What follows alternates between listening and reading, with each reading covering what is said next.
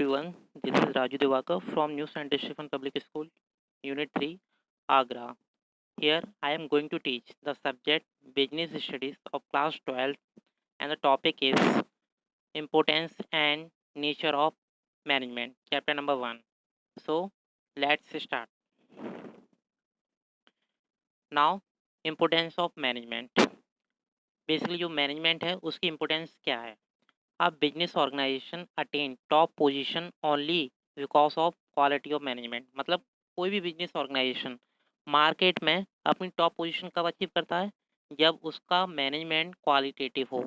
ठीक है, because successful organisation do not achieve their goal by chance. मतलब कोई भी ऑर्गेनाइजेशन है वो विदाउट एफर्ट्स मतलब कोई भी सक्सेस अचीव नहीं कर सकती है, उसे एफर्ट्स करने पड़ेंगे। इसलिए हम कहते हैं by following deliberative process called management.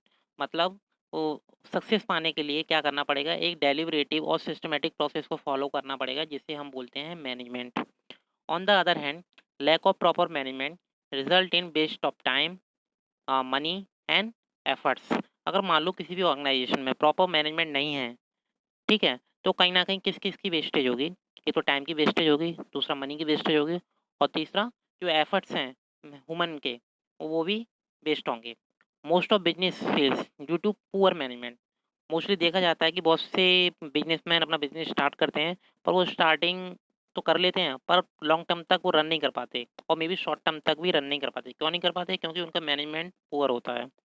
Management is a life giving element in every organization. मतलब मैनेजमेंट एक ऐसा एस्पेक्ट है जो हर ऑर्गेनाइजेशन में क्या करता है? लाइफ की तरह वर्क करता है। ठीक है, और हम बोल सकते हैं ये क्या करता है? एक ब्लड की तरह काम करता है, जिससे मतलब प्रॉपर तरीके से सर्कुलेशन होता है बिजनेस का। ठीक है, तो without it is the resource of production remains resource and shall never become production. मतलब किसी भी ऑर्गेनाइजेशन में अगर प्रॉपर मैनेजमेंट नहीं है और क्वालिटेटिव मैनेजमेंट नहीं है, तो उसका जो प्रोडक्शन है वो प्रॉपर तरीके से रन नहीं कर पाएगा। ठीक है, और जब तक प्रॉपर तरीके से प्रोडक्शन नहीं होगा किसी ऑर्गेनाइजेशन में, ना तो उसकी सेलिंग होगी और ना ही आगे तक वो मतलब कस्टमर तक पहुंच पाएगा।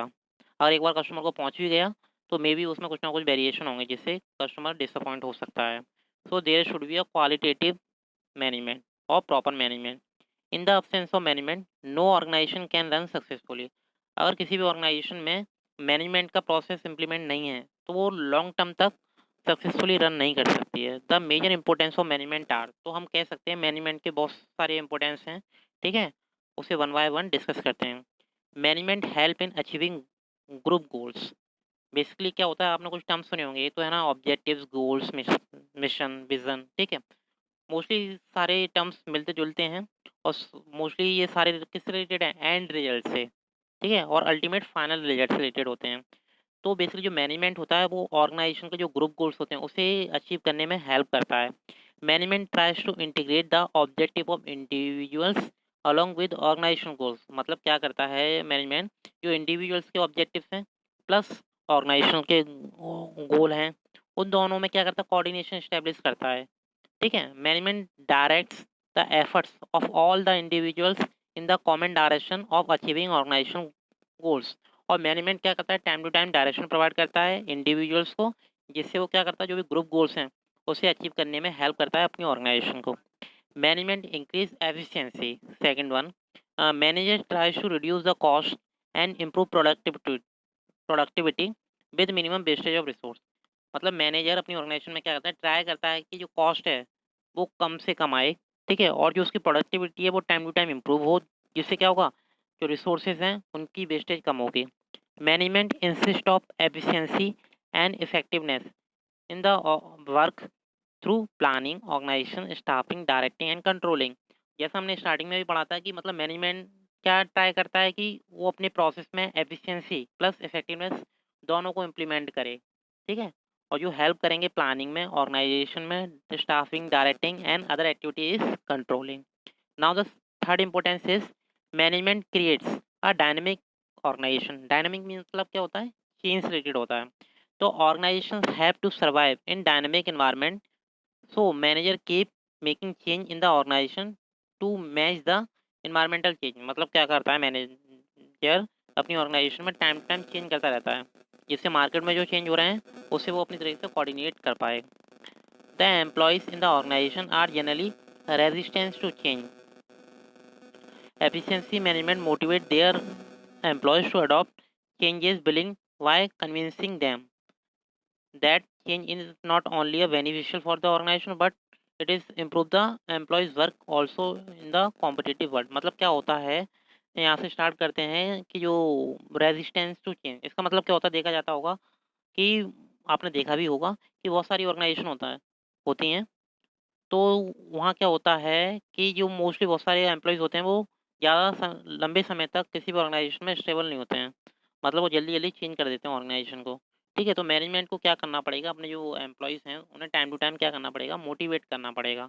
ठीक है, और उनकी नीड्स का भी ध्यान रखना पड़ेगा। जिससे क्या होगा, जो मतलब जो एम्प्लॉइज़ हैं वो मोटिवेट भी होंगे। ठीक है, और वो अपना जो काम है वो प्रॉपर तरीके से कर सकेंगे। और कहीं न कहीं हम कह सकते हैं कि अगर एक बार जो एम्प्लॉइज़ वो मोटिवेट हो चुके हैं, ठीक है, तो वो कहीं न कहीं तुम्हारे लिए भी बेनिफिट है, तुम्हारे मतलब जो ऑर्गेनाइजेशन के लिए भी बेनिफिट है, और जिससे वो जो कॉम्पिटिशन है पूरे वर्ल्ड में उसे फेस आउट कर सकते हैं।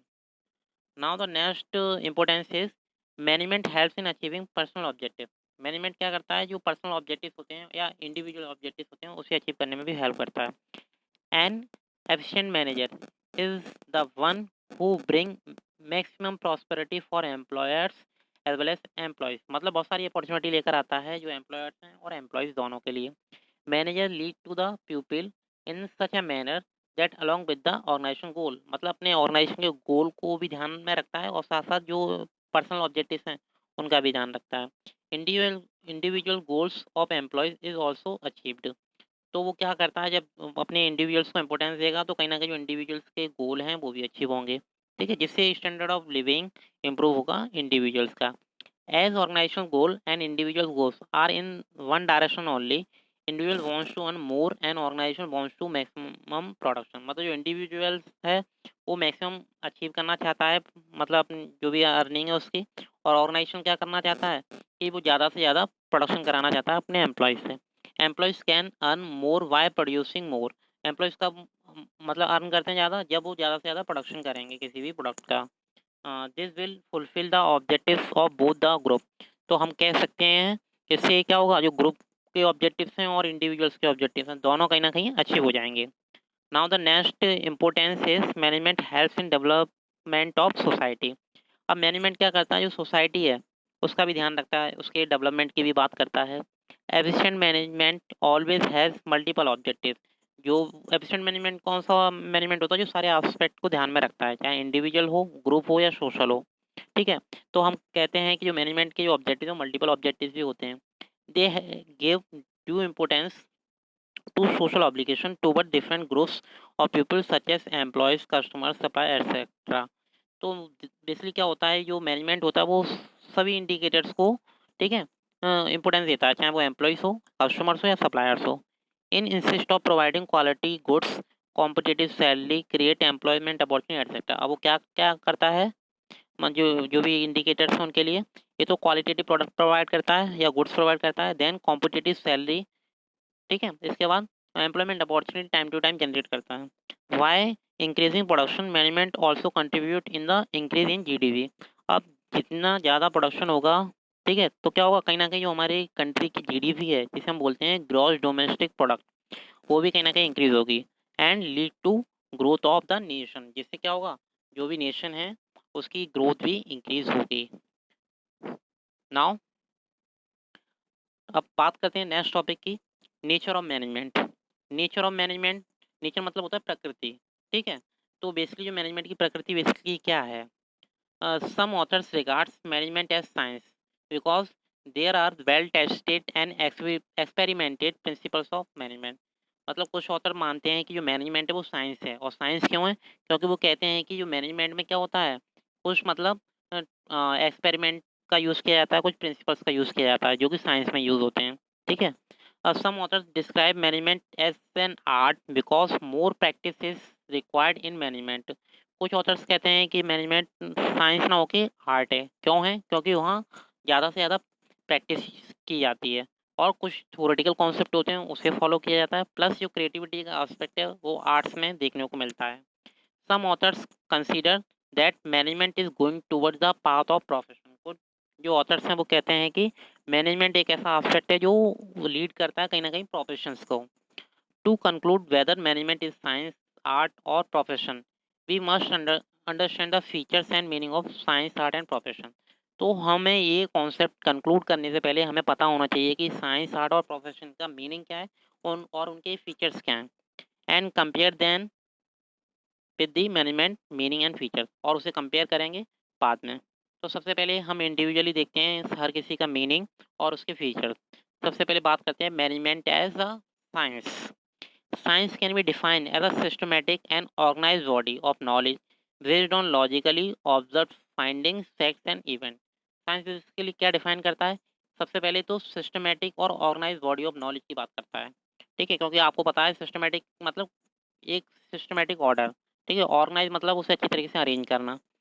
ठीक है, और साइंस में बेसिकली क्या यूज़ होता है? लॉजिक्स यूज़ किए जाते हैं। ठीक है, और फाइंडिंग्स यूज़ की जाती हैं, और जितने भी फैक्ट्स वगैरह होते हैं, रियल लाइफ के फैक्ट्स होते हैं, वो भी यूज़ किए जाते हैं साइंस में। और साइंस में हम बात करते हैं प्रैक्टिकल एस्पेक्ट की। ठीक है, science comprises of exact principal which can be verified. Science और किसे इंपॉर्टेंस देता है? प्रिंसिपल्स को इंपॉर्टेंस देता है, सिद्धांत को इंपॉर्टेंस देता है, और ऐसे सिद्धांतों को जो वेरीफाइड किए गए हैं, जिन्हें टेस्ट किया गया है। And it can establish cause and effect relationship. और साइंस का एक इंपॉर्टेंट फीचर ये भी है कि साइंस बात करता है कॉज एंड इफेक्ट रिलेशनशिप की। कॉज एंड इफेक्ट रिलेशनशिप की मतलब क्या है? मतलब अगर कुछ ना कुछ कॉज है तो उसका कुछ ना कुछ इफेक्ट जरूर होगा। ठीक है, अब बात करते हैं कि जो मैनेजमेंट एज अ साइंस और साइंस के फीचर्स क्या क्या हैं। सबसे पहले number one, systematic body of knowledge. जैसे अभी मैंने आपको बताया, in science organize and systematic study material is available. Science में क्या होता है? जो सिस्टमैटिक और ऑर्गेनाइज स्टडी मटेरियल अवेलेबल होता है। ठीक है, which is use to acquire the knowledge of science, और जिसे यूज़ किया जाता है कि साइंस की जो नॉलेज है, ठीक है, विज्ञान की जो नॉलेज है, उसे गेन करने में। Like science, in management also there is a availability of systematic and organized study material। ठीक है, और ऐसे ही क्या किया जाता है, जो मैनेजमेंट में भी साइंस की तरह ही जो भी ऑर्गेनाइज और सिस्टमेटिक स्टडी मटेरियल है वो भी यूज़ किया जाता है। तो हम लास्ट में क्या कह सकते हैं? So first feature of science is present in management. तो जो साइंस का जो पहला फीचर है वो मैनेजमेंट में पाया जाता है, क्योंकि जो जो कॉन्सेप्ट साइंस में इम्प्लीमेंट हो रहा है वही कॉन्सेप्ट मैनेजमेंट में इम्प्लीमेंट हो रहा है। अब बात करते हैं सेकंड फीचर्स की साइंस के। Principles are based on experiments. Basically experiments से मतलब क्या है कि बेसिकली जब साइंस में एक्सपेरिमेंट यूज़ किए जाते हैं और प्रैक्टिकल्स यूज़ किए जाते हैं। ठीक है, scientific principles are developed through observation. जो साइंटिफिक प्रिंसिपल्स हैं वो किसके थ्रू डेवलप किए जाते हैं? ऑब्जर्वेशन के थ्रू। ठीक है, and then tested through repeated experiment. और क्या किया जाता है? उन्हीं को बार-बार टेस्ट किया जाता है। रिपीटेड एक्सपेरिमेंट मतलब बार-बार उनका एक्सपेरिमेंट किया जाता है, जब तक कोई लास्ट फाइनल सॉल्यूशन ना मिल जाए। The management principles are also developed through observation and experiment, but since management deal with the human beings and human behaviour, basically जो साइंस है वो, ठीक है, ह्यूमन बिहेवियर से डील नहीं करता है, पर जो मैनेजमेंट है वो ह्यूमन बिहेवियर से डील करता है। क्लियर? हाँ, अब बात करते हैं so can not B accurately predicted. ठीक है, और मतलब इसे अच्छी तरीके से प्रेडिक्ट नहीं किया जा सकता। So management can be called an inexact science. तो मैनेजमेंट को हम क्या कह सकते हैं कि एग्जैक्ट साइंस ना होगी, ये क्या है? इनएग्जैक्ट साइंस है। The features of science is partially present, मतलब कुछ कॉन्सेप्ट साइंस के प्रेजेंट है मैनेजमेंट में और कुछ नहीं है। अब बात करते हैं थर्ड फीचर्स की, यूनिवर्सल वैलिडिटी। इसका मतलब क्या है? Scientific principle have universal application and validity. मतलब क्या है? जो साइंटिफिक प्रिंसिपल्स हैं और साइंस के प्रिंसिपल्स हैं वो यूनिवर्सल एप्लीकेबल हैं। ठीक है, वो इंडिया में भी हम यूज़ कर सकते हैं, ऑस्ट्रेलिया में, यूएसए में कहीं भी यूज़ कर लो, और वो हर जगह वैलिड है। Management principles are not exact. पर जो मैनेजमेंट के जो प्रिंसिपल्स होते हैं वो एग्जैक्ट नहीं हैं, पर साइंस के हैं, वो यूनिवर्सल एप्लीकेबल है। Like scientific principles, so their applications and use is not universal. Basically management क्या करता है? कुछ प्रिंसिपल्स यूज़ करता है जो तो यूनिवर्सल एप्लीकेबल नहीं है। ठीक है, they have to be modified according to the given situation. Management में क्या किया जाता है? जो भी प्रिंसिपल्स है उसे मॉडिफाई किया जाता है। क्या हमने बात की थी डायनेमिक की, तो बेसिकली जो चेंज हो रहे हैं उसके अकॉर्डिंग उन प्रिंसिपल्स को मॉडिफाई कर दिया जाता है, और जो सिचुएशंस हैं उसे अच्छी तरीके से ऑब्जर्व करने के बाद। So this principle of science is not present in management. तो हम कह सकते हैं जो मैनेजमेंट मतलब जो साइंस का जो प्रिंसिपल है और फीचर तो वो मैनेजमेंट में एप्लीकेबल नहीं है। तो लास्ट में हम देखते हैं मैनेजमेंट एज अ साइंस, ये 3 कॉन्सेप्ट की बात करता है जो अभी हमने डिस्कस किया। Features of science which is also present in management, जो होली किसकी बात करता है, systematic body of knowledge. Then features of science partially present, जो मतलब फुली तो प्रेजेंट नहीं था, पार्शियली, इसमें principles are based on repeated experiment, मतलब जो प्रिंसिपल थे उनका बार बार एक्सपेरिमेंट किया गया था। Features of science which is not present in management, वो कौन सा फीचर था जो मैनेजमेंट में प्रेजेंट नहीं है? हाँ, यूनिवर्सल वैलिडिटी, क्योंकि जो मैनेजमेंट की प्रिंसिपल है यूनिवर्सल वैलिड नहीं है, ठीक है, वो चेंज किए जाते हैं अकॉर्डिंग टू सिचुएशन। नाउ अब बात करते हैं management as an art. Art can be defined as systematic body of knowledge which required skills, creativity and tactics to get perfection. Science बात करता है किसकी?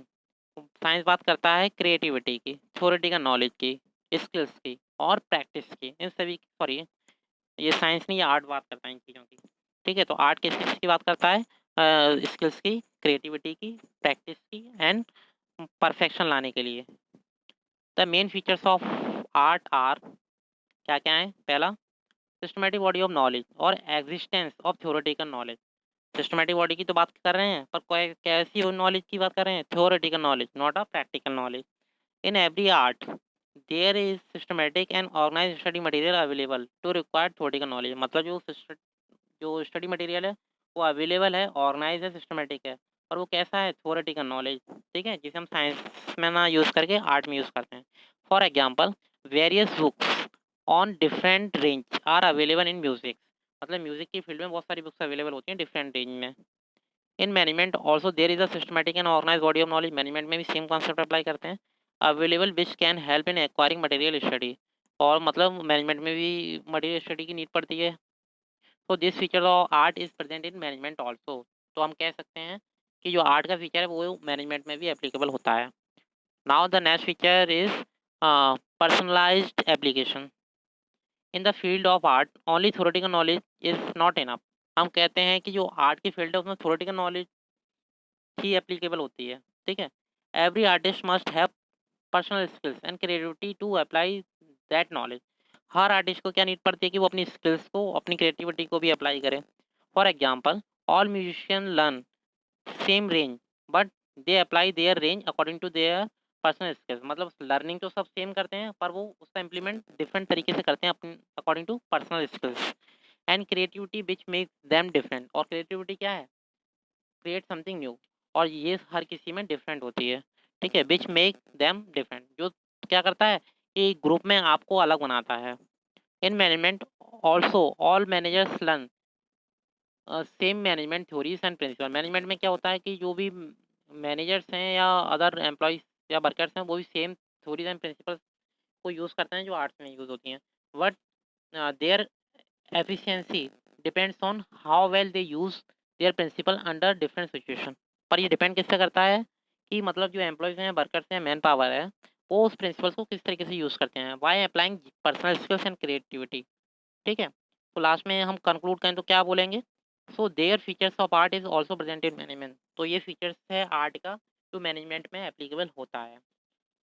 Now the next feature is based on practice and creativity. The artist required regular practice of art to become more fine and perfect, मतलब जो artist होते हैं और वो क्या करते हैं? रेगुलर प्रैक्टिस करते हैं, और रेगुलर प्रैक्टिस क्यों करते हैं? जिससे वो क्या कर सकें? परफेक्शन लेकर आ सकें अपने वर्क में।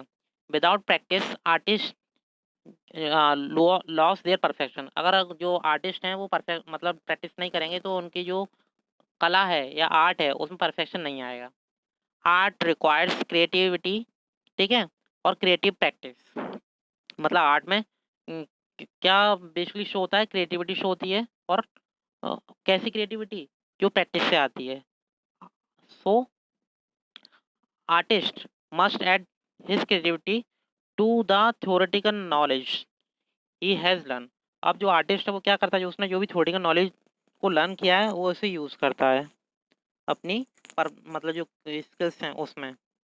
Same way with the experience manager also improve their managerial skills and efficiency, तो मैनेजर क्या करता है? मैनेजर भी यही सेम करता है, वो भी अपनी मतलब अपने वर्क में परफेक्शन लाने के लिए रेगुलर प्रैक्टिस करता है, स्किल्स को यूज़ करता है। तो this features of art is also present in management. तो हम कहते हैं कि जो आर्ट का ये वाला फीचर्स है, कौन सा, विजडम, प्रैक्टिस एंड क्रिएटिविटी, ये भी मैनेजमेंट में पाया जाता है। तो कुल मिला के अभी तक हमने 3 जो मतलब फीचर डिस्कस किए आर्ट के, सारे ही मैनेजमेंट में एप्लीकेबल होते हैं। कंक्लूजन की बात करते हैं। On comparing this features of art with management, we find out the features of art are present in management, so we can say that management as an art of getting the thing done by other. मतलब management क्या है, एक ऐसी कला है जो दूसरों से काम करा सकती है। तो management is both science and art. तो अब हम क्या कह सकते हैं कि मैनेजमेंट साइंस भी है, मैनेजमेंट आर्ट भी है, और उनके जो पर्सनल फीचर्स हैं हमने डिस्कस कर लिए हैं। अब बात करते हैं मैनेजमेंट एज अ प्रोफेशन, मतलब मैनेजमेंट एक पेशा कैसे है। Profession can be define as an occupation. Profession को हम क्या कहते हैं, एक ऑक्यूपेशन कहते हैं, ठीक है। Backed by specialized knowledge and training in which entry is restricted. मतलब प्रोफेशन में क्या नीड पड़ती है, एक तो स्पेशलाइज्ड नॉलेज की नीड पड़ती है, दूसरा ट्रेनिंग की, ठीक है। और इसमें एंटर करने के लिए जो एंट्री होती है वो रेस्ट्रिक्टेड होती है, मतलब कुछ पाबंदियाँ होती हैं, मतलब कौन पर्सन इस फील्ड में एंटर कर सकता है उसकी बात करते हैं। The main features of profession are, first, well defined body of knowledge, ठीक है। In every profession there is a practice of systematic body of knowledge which help the professionals to gain specialized knowledge of the profession. मतलब क्या होता है, तो मतलब profession के अंदर भी क्या होता है, सिस्टमेटिक बॉडी ऑफ नॉलेज होती है जिसे यूज़ किया जाता है for the purpose of specialized knowledge, ठीक है। मतलब कुछ स्पेशल नॉलेज को गेन करने के लिए। In case of management also there is a availability of systematic body of knowledge, और मैनेजमेंट में भी सेम कॉन्सेप्ट यूज होता है। There are large number of books available on management studies, मतलब बहुत सारी बुक्स हैं जो मैनेजमेंट स्टडी पर अवेलेबल हैं। Scholars are study various business studies or business situations and are trying to develop new principles to tackle their situation। और वो हमेशा ट्राई क्या करते हैं कि जो प्रिंसिप डेवलप करें ऐसे नए प्रिंसिपल्स को, और जो आने वाली सिचुएशन को टैकल्स कर सकें, मतलब उनका सामना कर सकें। So presently this features of profession is present in management.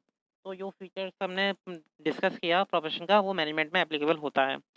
Now the next features is restricted entry. इसका क्या मतलब है, the entry to a profession is restricted through an examination or degree। मतलब इस फील्ड में एंटर करने के लिए आपको कुछ एग्जामिनेशंस पास करने पड़ेंगे और कुछ डिग्री को अचीव करना पड़ेगा। For example, a person can practice as doctor only when he is having MBBS degree. मतलब जो डॉक्टर है, कोई भी पर्सन जो डॉक्टर बनना चाहता है, वो कब इस फील्ड में एंटर कर पाएगा, जब उसके पास एमबीबीएस की डिग्री होगी। Whereas there is no legal restrictions on appointment of a manager. But हम कह सकते हैं कि जो मैनेजर है उसके लिए कोई लीगल रेस्ट्रिक्शंस नहीं है। Any one can become a manager, कोई भी मैनेजर बन सकता है इर्रेस्पेक्ट ऑफ एजुकेशन क्वालिफिकेशन, अगर हम एजुकेशन क्वालिफिकेशन की बात करें तब, ठीक है। But now many companies prefer to appoint manager only with MBBS degree, sorry MBA degree.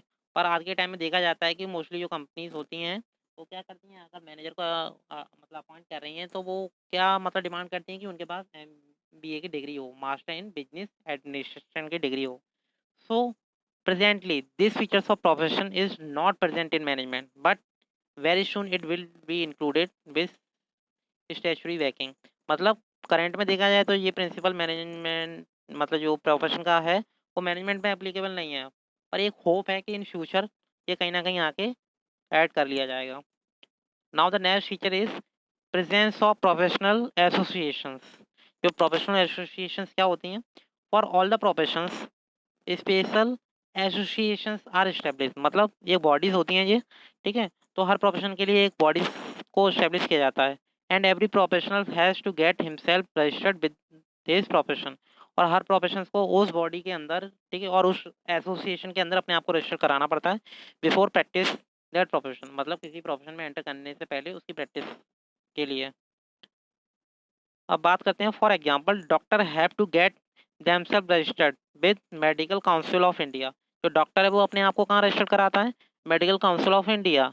Lawyer with bar council of India, जो लॉयर है वो कहाँ रजिस्टर कराता है, bar council of India, etcetera.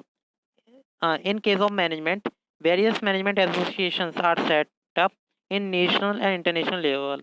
और मैनेजमेंट की केस में बात करें तो बहुत सारी एसोसिएशन हैं जो सेटअप की गई हैं नेशनल लेवल पे भी और इंटरनेशनल लेवल पे भी. Have some membership rules and set of ethics code. But उनके कुछ मेंबरशिप रूल्स होते हैं और कुछ कोड्स ऑफ कंडक्ट होते हैं या हम कहें कुछ एथिकल कोड्स होते हैं, कुछ रूल्स होते हैं.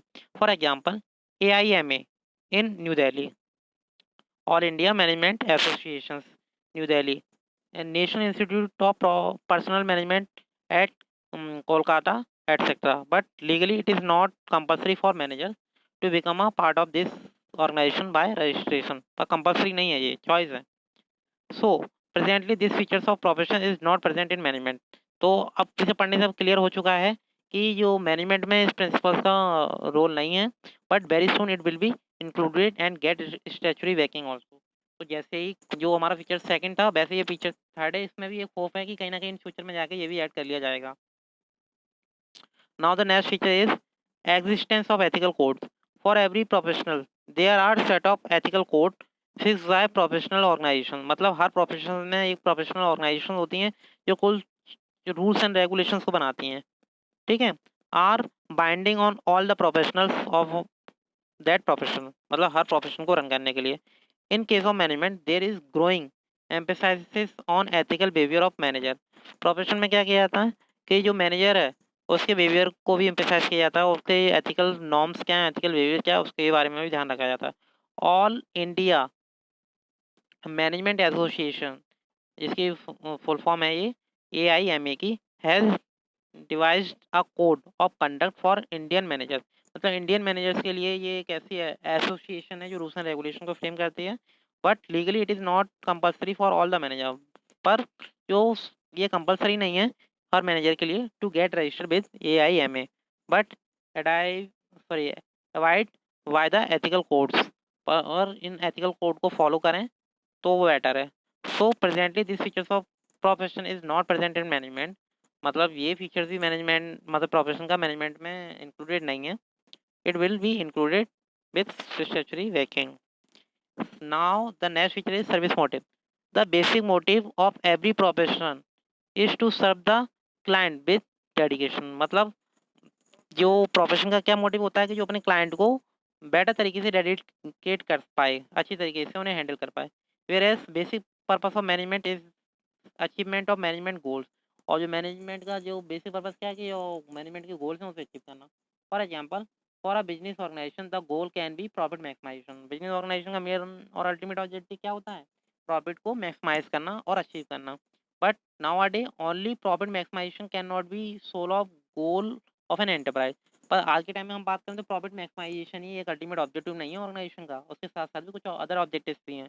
To survive in market for a long period of time a businessman must give due importance to social objectives along with economic objectives. अगर किसी भी मैनेजर को अपनी ऑर्गेनाइजेशन को लंबी समय तक रन करना है मार्केट में तो उसे इकोनॉमिक ऑब्जेक्टिव्स के अलावा सोशल ऑब्जेक्टिव्स को भी इम्पोर्टेंस देनी पड़ेगी. ठीक है. और सोशल वेलफेयर करना पड़ेगा. So presently this features of profession is not present but very soon it will be included. तो ये भी फीचर्स भी मैनेजमेंट में इंक्लूडेड नहीं है प्रोफेशन का. नाउ कंक्लूजन की बात करते हैं. On comparing the features of profession with management we can conclude that presently all the features of profession are not present in management. ठीक है. मोस्टली जितने फीचर्स हमने डिस्कस किए वो प्रेजेंट नहीं है मैनेजमेंट में. पर एक होप है कि इन फ्यूचर्स ठीक है इंपॉर्टेंस बढ़े, नीड बढ़े या सिचुएशन की डिमांड हो तो इसे इंक्लूड कर लिया जाएगा. ठीक है. Management is on the path of becoming a profession. But हम कह सकते हैं कि मैनेजमेंट किस रास्ते पर चल रहा है? एक प्रोफेशन के रास्ते पर. ठीक है. Today it may not be reorganized as a full fledged profession like doctor, lawyer etcetera. ठीक है. मतलब कंपलसरी नहीं है ये, but very soon it will be recognise as a full fledge profession. बहुत जल्दी इसे भी रिकॉग्नाइज कर लिया जाएगा जैसे साइंस आर्ट को भी रिकॉग्नाइज किया गया है.